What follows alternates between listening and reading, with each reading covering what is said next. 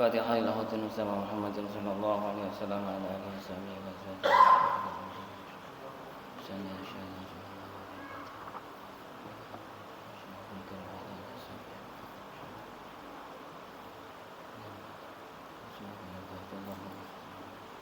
Al-Fatihah. A'udzu billahi minasy syaithanir rajim. Bismillahirrahmanirrahim. Alhamdulillahirabbil alamin. Arrahmanir rahim. Maliki yaumiddin. Iyyaka na'budu wa iyyaka nasta'in. Shiratal mustaqim. Shiratal ladzina an'amta 'alaihim ghairil maghdubi 'alaihim waladdallin. Rabbi firli wa liwalidayya wa lil mu'minina amin. Bismillahirrahmanirrahim. Alhamdulillahirabbil alamin. Wa bihi nasta'inu 'ala umuri dunya waddin. Salatu wassalamu ala asyrafil anbiya'i wal mursalin sayyidina wa maulana Muhammadin wa ala alihi wa sahbihi ajma'in amma ba'du. Rabbi syrah li sadri wa yassir li amri wa hlul 'uqdatam min lisani yafqahu qawli yafattahu ya'lim yafattahu yaftahuna fathan qariba. Alhamdulillah, malam hari ini kita dipertemukan kembali oleh Allah Subhanahu wa taala dalam kajian rutin bab tentang tasawuf dalam keadaan sehat walafiat, meskipun beberapa hari ini cuacanya memang panas. Ketika panas kita minta sama Allah, ya Allah kok tek suwene sing ate udan. Ketika dikasih udan terus, ya Allah, kok udan terus banjir kapan nanti terang. Terus si rencangku lho, pancen kalau bisa sakjane menungsone kajeng ngatur Gusti Allah sakjane ngoten. Wayahe ngeten iki kan kata tiyang mantu nggih. Alhamdulillah jare sing mantu, mudah-mudahan ndak hujan. Jare sing sawah kering, ya Allah kapan mau hujan iki nggih. Pun Bismillahirrahmanirrahim. Melanjutkan kajian yang kemarin bulan yang lalu tentang tiada keutamaan selain dua hal, yaitu beriman kepada Allah dan memberikan manfaat kepada orang-orang Islam. Kok pas kali kejadian yang sedang menimpa kita, saudara-saudara kita di Palestina. Paling tidak kita mendoakan mereka. Tidak usah pergi ke Palestina. Malah ada postingan ke Palestina malah cari janda katanya. Buat apa mengejar janda kalau Anda menjadikan istri Anda juga janda? Ono ae guyonan itu. Kita paling tidak kita mendoakan mudah-mudahan saudara-saudara kita di Palestina niku mudah-mudahan diberikan keselamatan.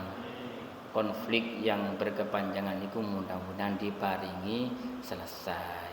Lek kajeng yang bantu melalui lembaga yang resmi. NU niku buka bantuan. Lek bantuannya NU niku resmi sudah nyampe ke Palestina, tidak akan kemana-mana nggih.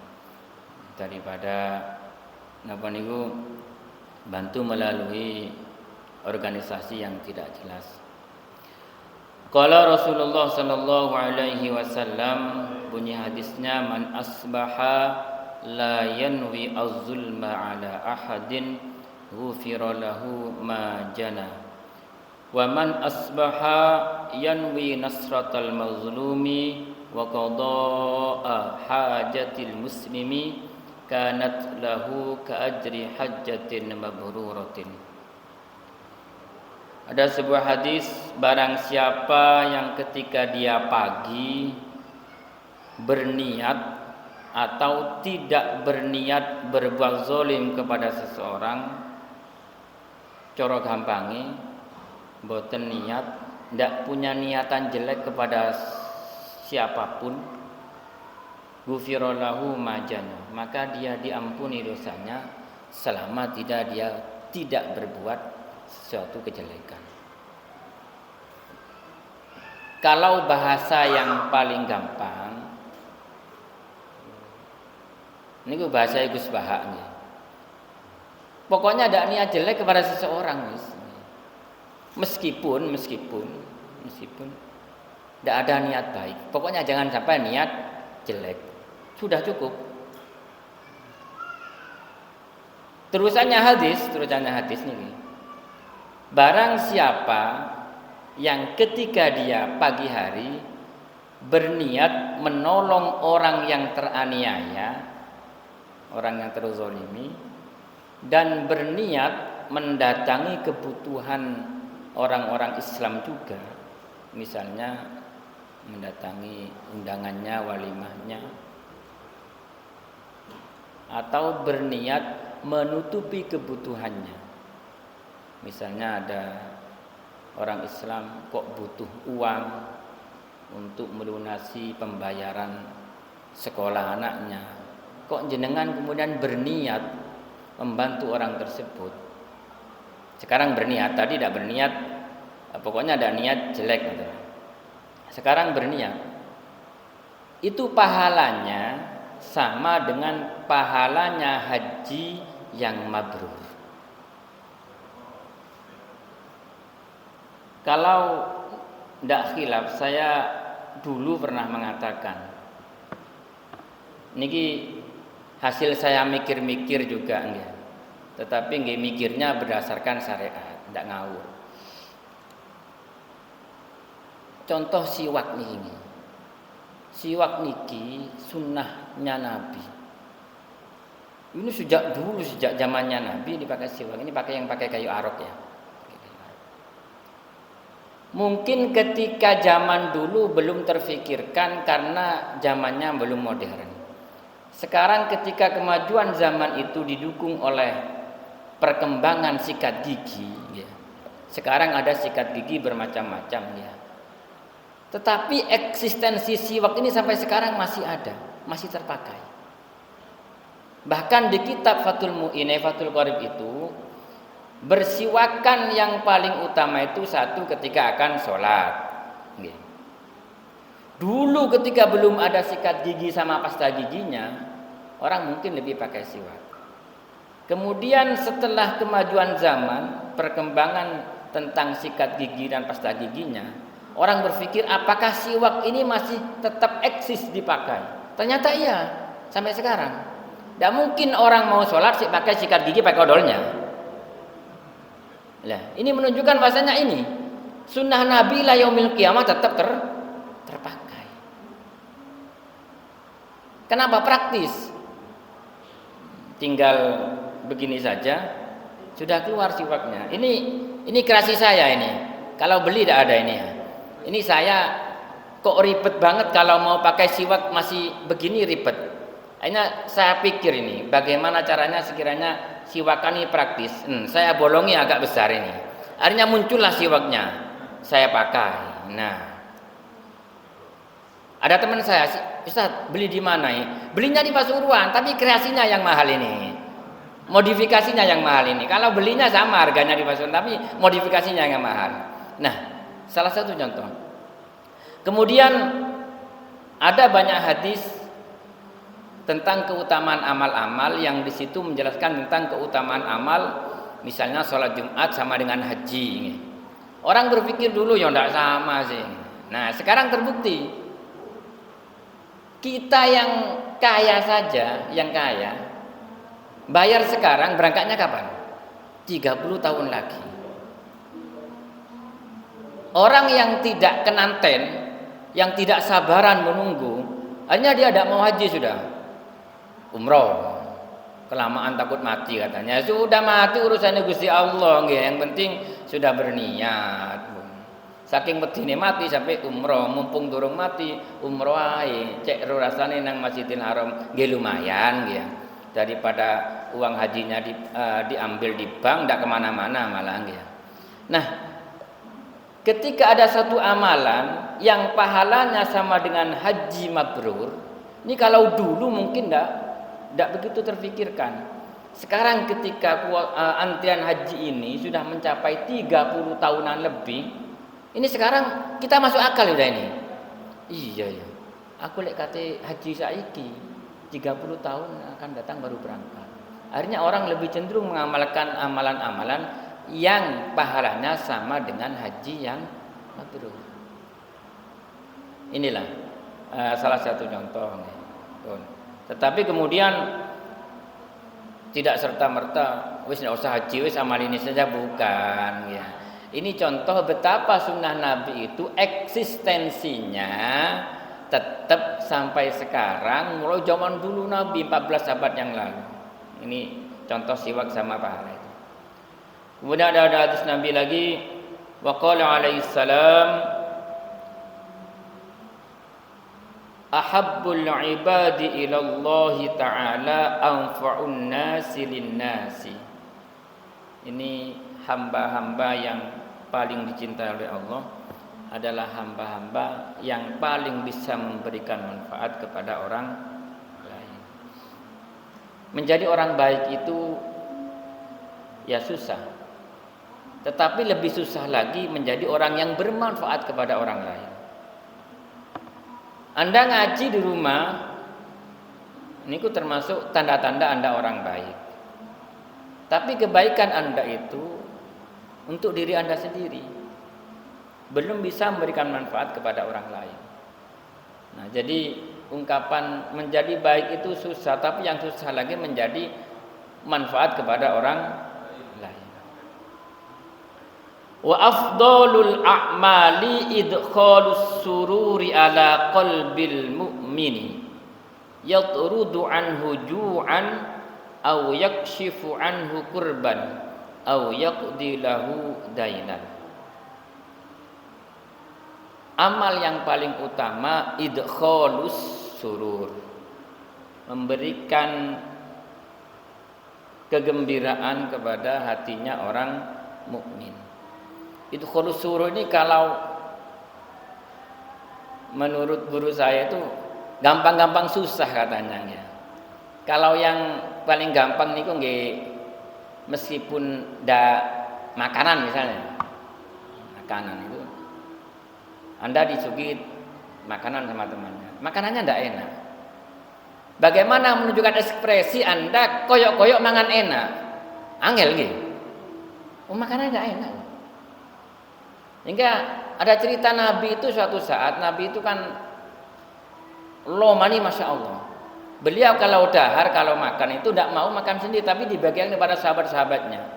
Suatu saat beliau dijamu oleh sahabat itu, makanan, dikasih makanan itu, ada beberapa makanan. Biasanya Nabi itu berbagi. Sekarang kok tidak berbagi, sahabat menunggu-nunggu. Dengarin Kanjeng Nabi kok gak berbagi, ada apa ini? Ternyata akhirnya sahabat nanya, Nabi, ini sahabat yang berani nanya ini, biasanya jenengan kalau ada makanan berbagi sama kita, kok hari ini jenengan kok tidak berbagi? Saking bahasanya, dengarin sampan kok hari ini kok medit sama kita, kan gitu ya. Nabi itu jawab, Sik Ta'ala, panganan ini tidak enak rasanya, pahit. Mereka nih tak antekno aku.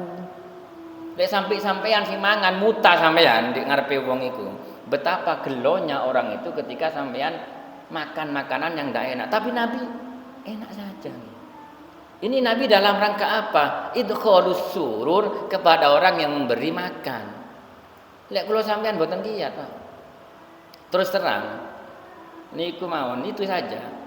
Sampean dikasih makanan sama istrinya keasinan, protes, Pak. Saya niku protes nggih. Terus terang tak protes. Lah iya, Bu. Iki uya murah ta saiki. Kocek asine ngene.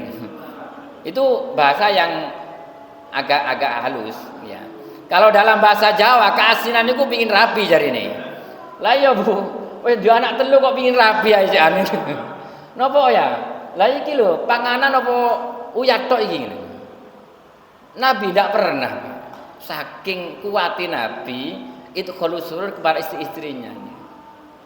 Bahkan banyak cerita istri Nabi itu memberikan apa itu, waktu itu minuman terlalu panasnya, ya diminum sama Nabi itu. Sampai agak kaget, dalam riwayat agak kaget Nabi itu, panas gitu, agak kaget. Waktu itu insya Allah Aisyah nanya, Nabi ini minuman apa terlalu panas? Bagaimana jawabnya Nabi? Enggak, kamu saja yang terburu-buru jarinya ya. Kamu saja yang terburu-buru. Saking pinginnya itu kholus surur. Itu kholus surur itu dalam keterangan yang lain itu lebih utama daripada ibadah sunnah 60 tahun. Ya memang ya itu gampang-gampang susah, tapi banyakan susahnya daripada gampangnya kayaknya. Bagaimana? Ini kan soal hati, Pak, soal hatinya. Kita tidak cocok sama seseorang, sudah nguntap misalnya. Tidak mungkin kita pendam itu. Padahal saumpama tidak menunjukkan itu, orangnya kan merasa suruh. Mohon maaf, saya banyak cerita almarhum mertua saya itu banyak orang cerita kepada saya.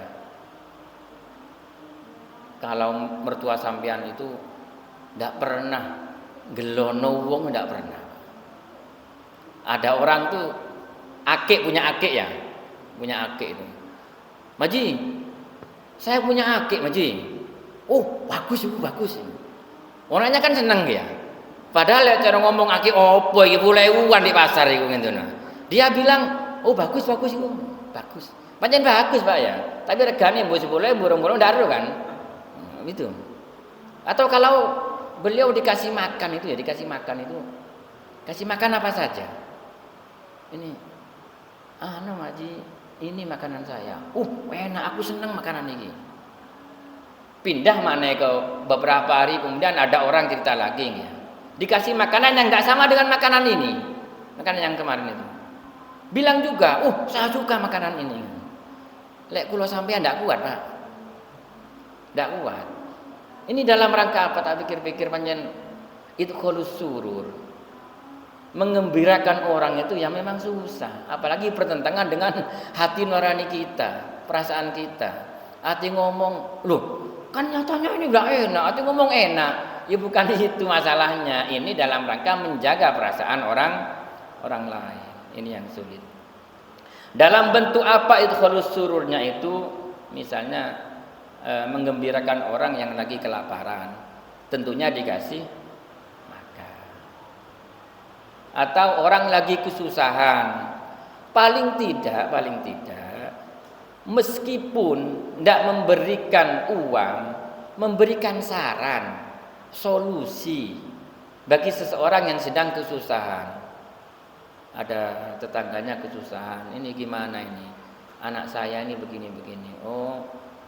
Barangkali ikhtiar jenengan bacakan anaknya Fatihah, kemudian barangkali introspeksi diri panjenengan mungkin yang perlu Ini kan paling tidak dia lego, berarti ada solusi bagi saya ketika saya menemukan permasalahan. Misalnya anaknya nakal, ya opo anak saya nakal itu. Pancenan awakmu yo nakal, banyu ati mlebunang ati menang ndi yo anak-anakmu lho. Orang susah ditambahi susah. Atau begini Pak, anak saya ini kalau sekolah kok malas. Lah sampean yo opo biyen sekolah? Paling sampean yo malas pisan yo. Yo ngoco saiki. Anak malas sekolah, lagi nakal kok tambah dikasih ngono Pak. Ini kan bukan memberikan solusi, malah nambah masalah. Kan. Atau auyak dialahu dainan, atau melunasi hutangnya. Wah ini yang paling berat ini Pak ya. Paling berat ini. Lais ngomong duit berat pisan. Ini saya punya hutang ini. Besok tagihan saya ini tanggal 12 ini bank 2 juta ini. Ya boleh nyili sampean dhisik. Wah, aku yo akeh butuh iki. Anak saya besok bayar sekolah. Yang di Malang yang kuliah juga bayar ini. Pasti begitu ya. Paling enggak ya meskipun tidak bisa memberikan uang, coba sampean cari ke yang lain atau memberikan. Saya punya teman saya bekerja di BMT Sidogiri, barangkali bisa membantu sampean untuk meminjam, kan enak kan ya. Nah gitu-gitu itu. Ini kan kembali pada soal hati kita ya. Angel ya panjen angel ya. Tapi mudah-mudahan kita bisa belajar sedikit demi sedikit. Saya lanjutkan. Wa khoslatani, bismillahirrahmanirrahim. Wa khoslatani la syai'a akhbathu ay anjasu minhuma. Kalau di depan ada dua perkara yang tidak ada sesuatu yang lebih utama. Sekarang ini kebalikannya. Ada dua perkara yang tidak ada sesuatu yang paling jelek selain itu. Asyirku billah, syirik kepada Allah. Syirik itu menyekutukan Allah. Ini banyak macamnya nih. Dalam kitab itu ada syirik yang kabir, ada syirik yang sogir. Yang syirik yang kabir itu yang menyembah selain Allah. Yang syirik yang sogir ini meskipun tidak nyampai kepada dosanya, tidak nyampai kepada syirik yang kabir, tapi ini juga jelek. Ya di antaranya ya syirik yang sogir ini ya sering kita lakukan. Tidak percaya kepada rezekinya Allah. Nah, ini syirik sogir ini, atau riya, gitu. Ibadah yang tidak selain Allah niku ulama mengkategorikan itu syirik sogir itu. Ya istiqomah kita lakukan itu ya. Ada amal yang bukan karena Allah itu syirik sogir, tetapi dosanya ini ya jelek ya dosa, tapi dosanya tidak sampai seperti syirik yang kabir itu. Syirik yang kabir itu menyembah selain Allah. Makanya jangan mudah-mudah, jangan gampang-gampang syirik.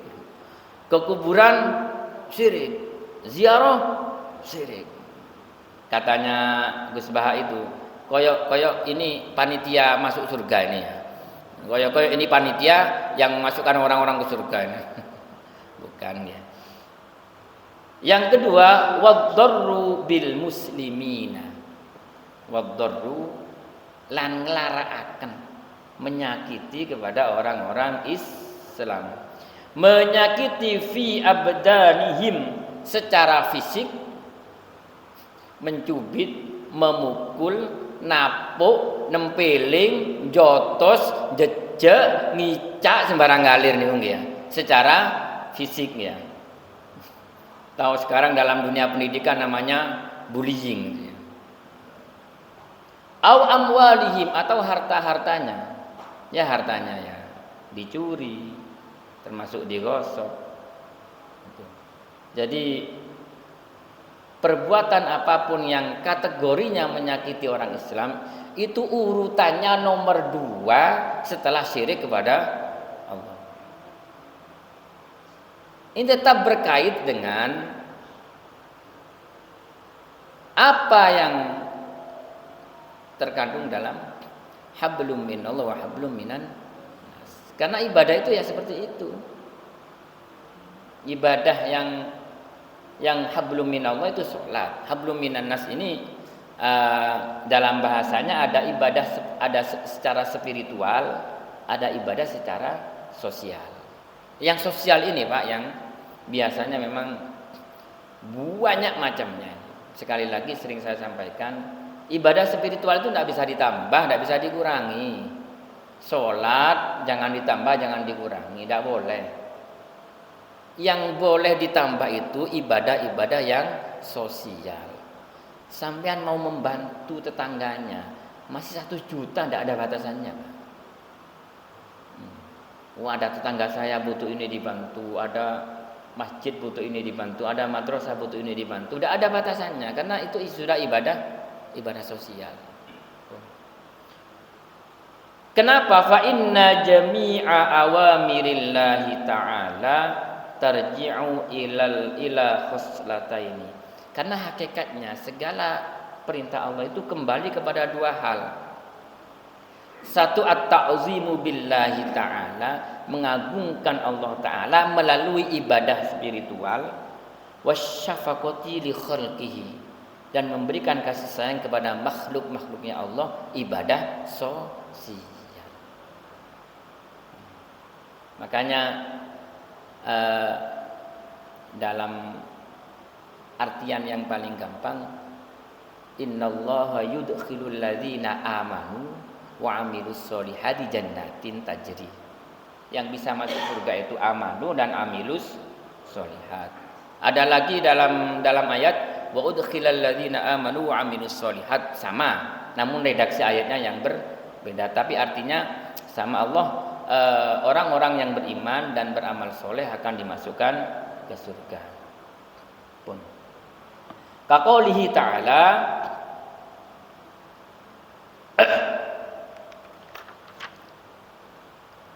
aqimus sholata wa atuz zakah.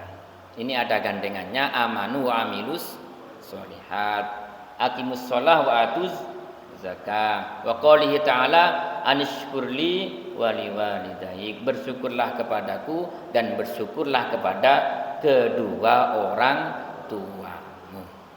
Ini dalam tinjauan nahwu ada huruf atof, namanya waw, ini huruf atof.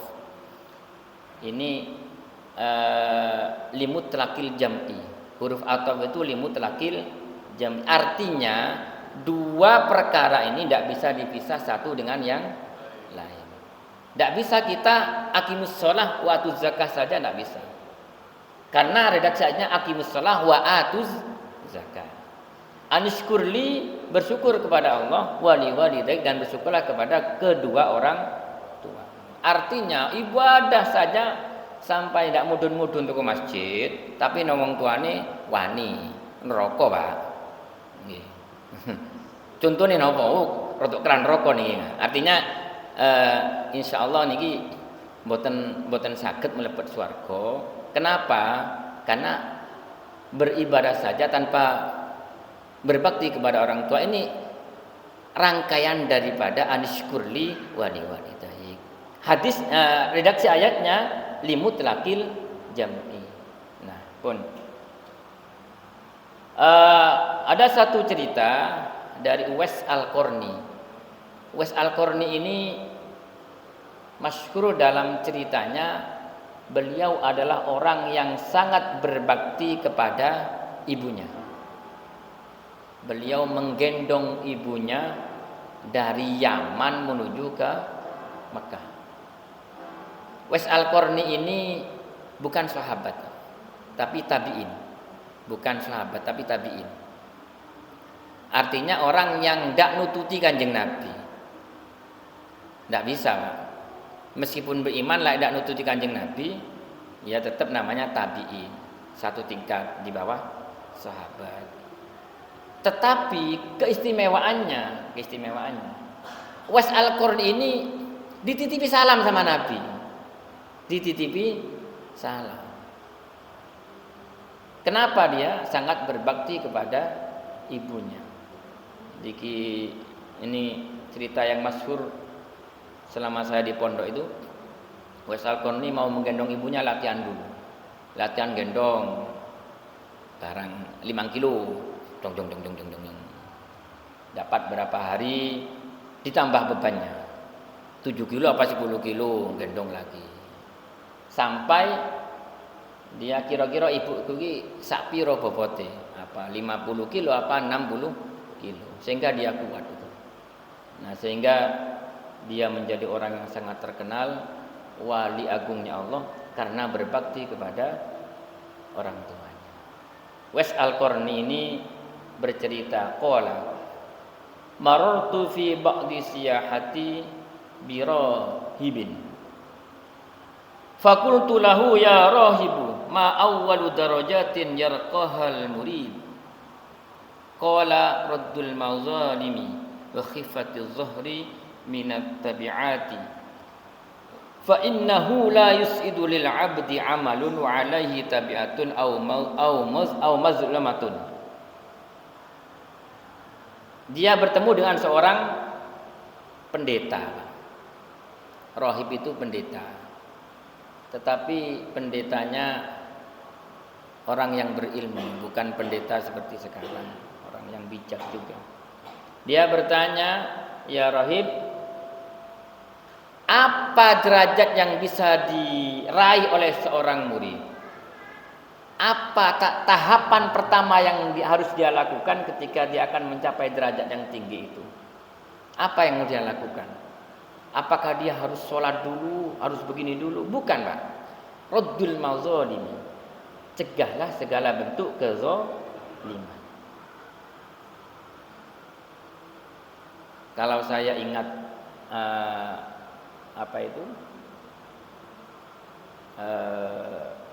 analoginya guru-guru itu begini, Pak. Wadah itu kalau mau diwadahi kolak, Pak, wadahnya dibersihkan dulu agar kolaknya terasa enak. Jangan madahi kolak di wadah yang kotor. Apa? Kolaknya nanti ikut kotor. Lebih-lebih wadahnya najis. Kolak yang rasanya enak bisa jadi najis. Nah itu. Atau dalam kaidah fikihnya itu ada darul mafasidi muqaddamun ala jalbil masalih. Menolak segala bentuk mafasid, sesuatu yang merusak itu diutamakan daripada mendatangkan kemaslahatan. Ada duri di jalan, singkirkan dulu durinya, baru jalannya diperbaiki. Jangan kemudian ada duri, ada paku di jalan, langsung dibangun aja jalan nih, padahal ada durinya. Dan konsepnya begitu, Pak ya. Jadi kata rohib tadi, raddul mazalimi, menolak segala bentuk kezaliman. Kenapa? Karena la yus'adu lil abdi, seorang hamba itu tidak akan bisa mencapai sesuatu kalau dia masih bersama dengan kezaliman. Jadi apapun yang dia lakukan kalau masih ada kezalimannya, dia tidak bisa naik kepada derajat yang lebih tinggi itu tadi. Jadi seiring sebuah lagu, mari Pak ya. Tapi lagu ini bagus, Pak. Masya Allah, lagunya Roma ini. Tak mungkin dia bahagia kalau berlumur dosa. Ada lagu yang begitu ya. Dari mana dia bisa bahagia kalau masih berlumur dosa? Dosanya dihabiskan dulu baru dia akan bahagia. Raddul mazalimi, kedoliman dia hilangkan baru dia akan bisa naik. Kenapa? Zalim ini gandoli terus, Pak. Tidak bisa dia naik kepada derajatnya, zalimnya masih ada, Pak. Berarti dosa ini memberatkan seseorang untuk bisa naik kepada derajat yang lebih tinggi. Mudah-mudahan kita semuanya diberikan kekuatan oleh Allah Subhanahu wa taala untuk bisa melaksanakan segala perintahnya, menjauhi larangannya, agar kita menjadi orang-orang yang betul-betul muttaqin, bertakwa kepada Allah, menjalankan segala perintahnya, menjauhi segala larangannya. Ini beberapa teman-teman di WA niku nge-share Palestina, saya jawab, ndak usah nge-share ngene nggih. Ndak ono gunane. Masih bantah, Pak. Kenapa Ustaz? Sampean nge-share video dia dapat dari mana? Video itu dekat sekali. Ndak apa mungkin perang ngambil di video begini.